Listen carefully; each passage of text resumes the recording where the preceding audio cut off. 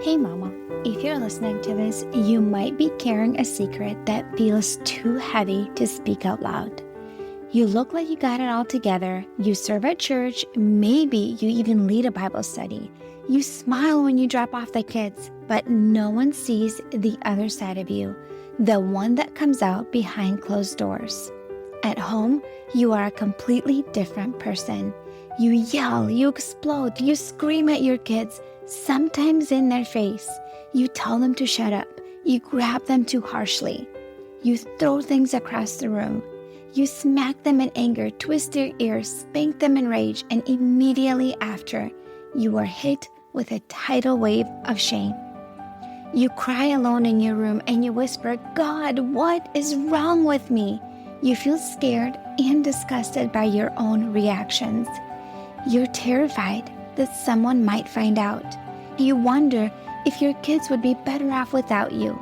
You feel unworthy, broken, and too far gone to be redeemed. You try to fix this on your own. You listen to podcasts, parenting books, download freebies, but nothing changes. You keep falling back into the same patterns, and it feels like you are stuck in a cycle that you can't break. You don't trust yourself anymore, and if you're honest, you are afraid of who you become. But here's the truth, Mama. You are not beyond hope. You're not alone, and with God's help and the right support, you can change. I'm Elizabeth, a mom of 4 and an anger management coach for Christian moms. And inside my Calm Christian Mom coaching program, I guide women just like you through a powerful transformation.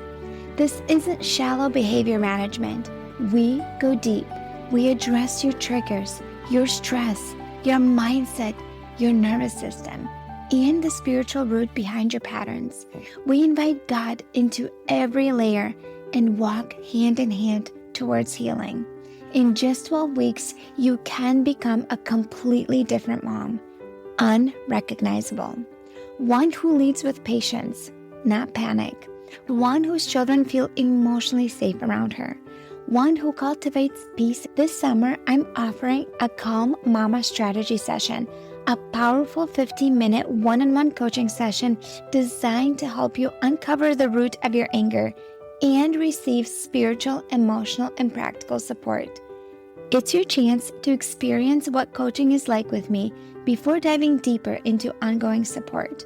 If we both feel like the full program is the next right step, we can talk about what that looks like for you.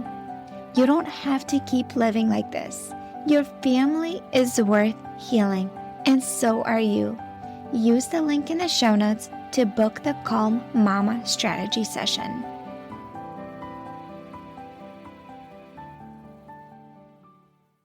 My friend, today you will listen to an episode, The Real Reason You Don't Want to Give Up Yelling/Screaming at Your Kids.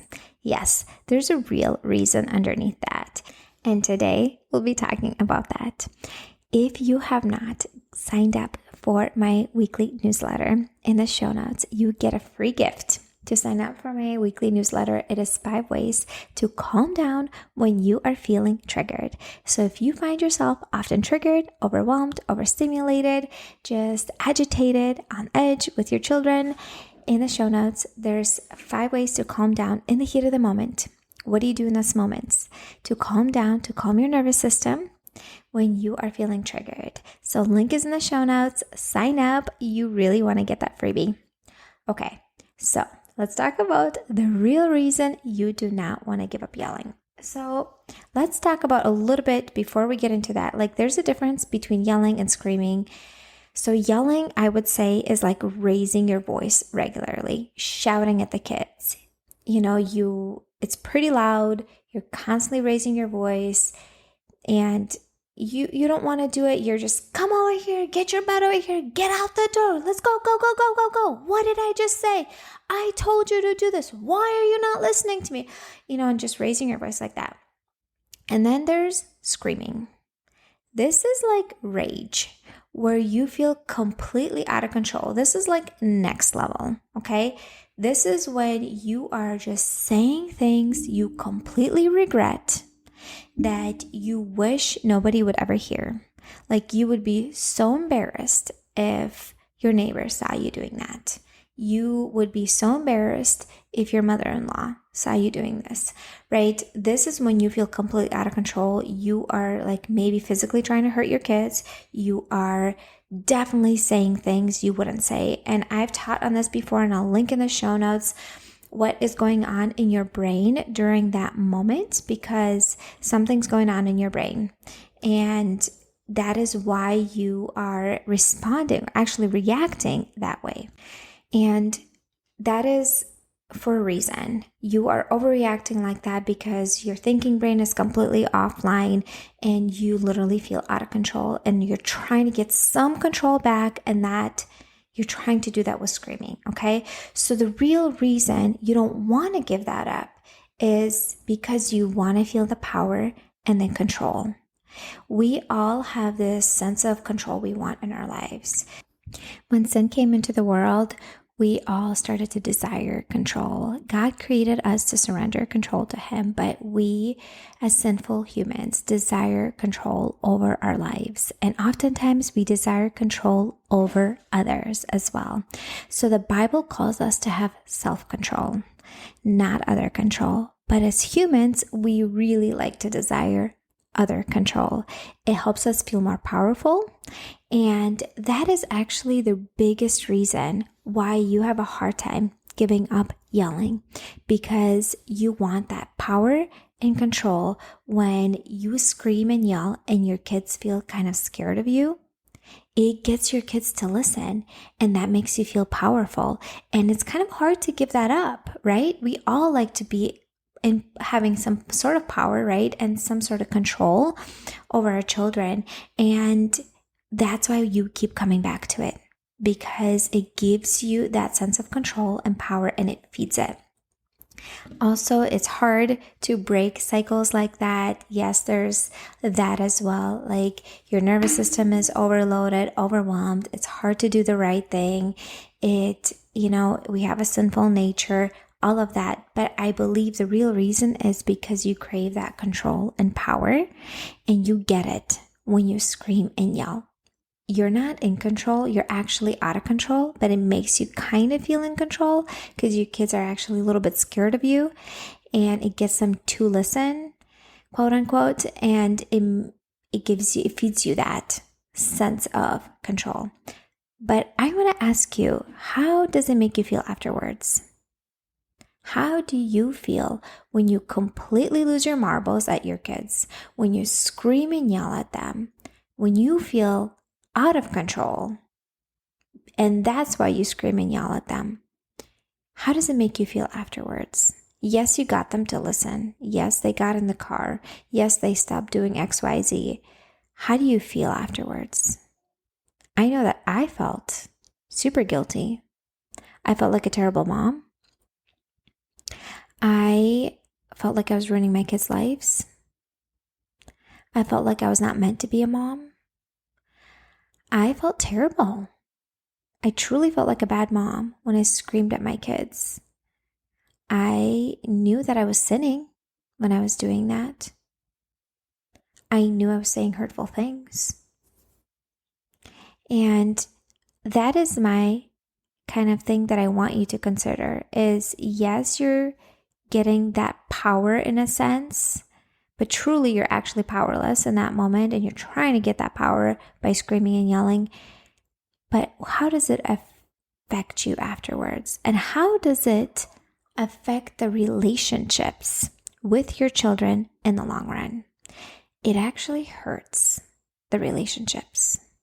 And it creates this norm of yelling and screaming. And that your kids know that is the only way to listen to mom when she completely loses her marbles. It creates this norm in your family, and then your kids are used to that. And then when they get in future relationships, when they become adult and somebody screams and yells at them, that's normal for them. Do you want your kids to be in a marriage where their spouse screams and yells at them and they find that normal? I hope not. I know I don't want my kids to be in a relationship like that. So here's another question. Do you want your kids to listen to you because they're scared of you? Or do you want them to listen to you because you have a relationship with them and they love you? For me personally, I want them to listen to me because they love me and they have a good relationship with me and they have a connection with me, not because they're scared of me. And here's another food for thought. Like, what does God do with us? Does He want us to listen to Him because we love Him and we have a relationship with Him and we want to honor Him and we want to, bring Him glory and honor? Or does He want us to listen to Him because we're scared of Him or that He will do something bad to us or hurt us? That's not what a loving Father does. He wants us to listen to Him because we have a good, close relationship with Him. And that is what I want you to see today in this conversation, to see it from that lens. If you want your kids to listen to you without the screaming and the yelling, it requires you to have a relationship with them. And yes, that comes from quality time. Yes, that comes from connection and from listening to them. And it also comes from allowing the space for them to have feelings and to be with them in those feelings and helping them feel seen, heard, and understood. That creates that emotional connection and safety with them. So then you are that person that they come to when they're having a hard time because they feel safe with you. And then when you're asking them to do something, they feel better internally, emotionally, so they are more likely to cooperate. I've given this example before in my podcast, but this was a long, long time ago, so I will do it again. So when I first started going to counseling and I was introduced to respectful, connective parenting, the first example that really, really clicked with me was when my counselor explained this. She said, imagine that your husband planned a nice date. He planned a babysitter. He surprised you with a date. You guys went on a date. He didn't have his phone out. He connected and talked with you. You guys had such a great time. You just felt so connected with him. You come home, you sit down on the couch, and he's like, hey, hon, can you get me some water? And you're like, yeah, sure. I'll get you some water, right? Like, no big deal. And imagine if you've been having tension with your spouse for weeks. Heck, let's take days. You've said something rude, disrespectful. He said something unpleasant and unloving, and you've kind of bickered back and forth. And then you just had some tension. He hasn't been helpful, not cooperative. He isn't wanting to listen to you or whatever. You sit down on the couch and he's like, hey, can you get me some water? What are you going to tell him? You got 2 feet, you got 2 hands, get your butt up and get your own water. Or you might clench your teeth and as a submissive wife be like, fine, I'll get you water, but you wouldn't want to do it. Why? Because there isn't that connection. There isn't that emotional connection. And in order to create that emotional connection, what did he have to do? He had to spend time with you. He had to make you feel seen, heard, and understood, created the space for your feelings, and created that connection with you. So if you want that with your kids, you got to create the space for them. But if you're constantly busy and you go, and you're always running back and forth from one activity to another, and your child is melting down, you don't have the time and the space to create for that. You'll be too busy for it. Right? If you are committing to too many things and you're saying yes to too many things because you're a people pleaser, you're not going to have the space and time for it. If you're so overwhelmed because you're doing too much and you're not asking for help for anyone or delegating anything, you're not going to have the space and time to connect with your kids. And that's why what I teach you, all these proactive strategies, that's why they're so important. And they don't talk about it when they teach all this parenting stuff. I am so passionate about it. They just teach you, do this in the moment, do this in the moment. And my problem with that is that when you're so stressed and overwhelmed, your brain does not have the space and the capacity to access any of that because you're running on empty. You're so overwhelmed and stressed out because you're overcommitted. You're doing too many things. You're running like a chicken with your head cut off. So yeah, you're not going to have the space and the ability and the emotional capacity to implement any of those things. Okay? It goes back to being emotionally available for your kids. And if you're stressed out and you're so overwhelmed and you're doing too many things and you have no alone time to create for yourself that emotional tank to be there for your kids, everything will feel 1,000 times harder. I'm not saying it's not possible. I'm saying it's going to feel 1,000 times harder for you to implement any of the strategies that you hear about not yelling, not screaming, to be that gentle, calm, patient parent. My approach is different than the way they teach. My approach is proactively doing the things that set you up for success. When you start coaching with me, one of the first things that we do is we look at what kind of mom do you want to be for your kids? And then we look at your life and we audit your days and we audit your week and we see what is not working, what is not supporting you, what is draining your energy, what is pulling from you that is not allowing you the space to be the mom that you want to be. And we work through those mental shifts that are required from you to let go of some of those commitments. One of the clients that I was working with, we had to work through some of the mental blocks of comes with people pleasing and to release some of that and be like, it's okay to not be productive all the time. It's okay to not be volunteering at all these things. It's okay to say no and create space for yourself to decompress so then you can show up as a mom that you want to be for your kids. So my work is to support you so you can transform that legacy in your family. So you can create a new norm in your family, not to be stressed and overwhelmed and anxious and running like a chicken with your head cut off, to create the new norm of having time in your days to decompress as a family, to create the new norm in your family, having more peace and overall sense of calm in your home. That is my goal for you. So you can model to your kids that, and so you can teach them these skills. So when they become adults, they can carry that forward into their own families.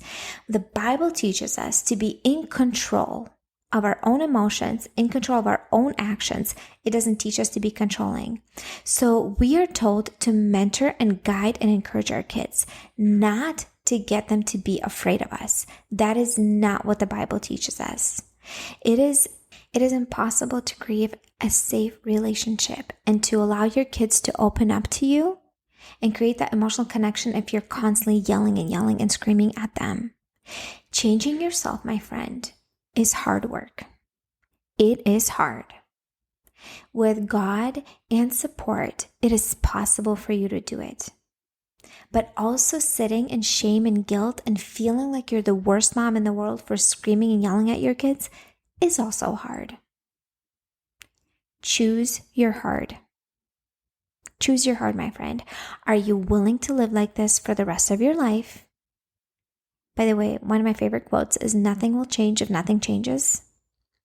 Or are you willing to do the work that it takes to change destructive patterns that have been in your family, maybe for generations, and to transform the way you show up for your family, for your kids, to model them, Christ to them, emotional stability to them, to model to them how to manage stress. So then when they grow up, they don't cope with stress by taking it out on others, by coping with drinking and drugs and unhealthy ways, because you've modeled to them how to do it right. And you've taught them the skills. Or so they don't turn it in on themselves and it turns into depression and anxiety. Am I saying those things are still possible? Yes, but they are less likely if you model to them the healthy way to do it. My friend, it is possible for you to transform these old destructive ways of coping and to create a positive impact on your family and truly change generations to come. It is possible. There's hope for you. You're not hopeless. If you've been yelling and screaming at your kids for years, my friend, there's hope for you. It's possible to get out of this hole, and with God and the support that I offer through my coaching services, you can transform your life. If this is pulling at you, if you're interested and you know that you are so done, you're done being the way you have been, you're ready to do whatever it takes. This will require work. This is a commitment for 12 weeks, my friend, to work with me. This will create a transformation in your life that you will not regret. It is possible to change old ways and transform with God's help into a new mom that you want your kids to remember. I want my kids to remember me as a mom who's calm and patient and present and positive, not a mom who's constantly screaming, yelling, complaining, reactive, and negative. That is not the tone I want in my family.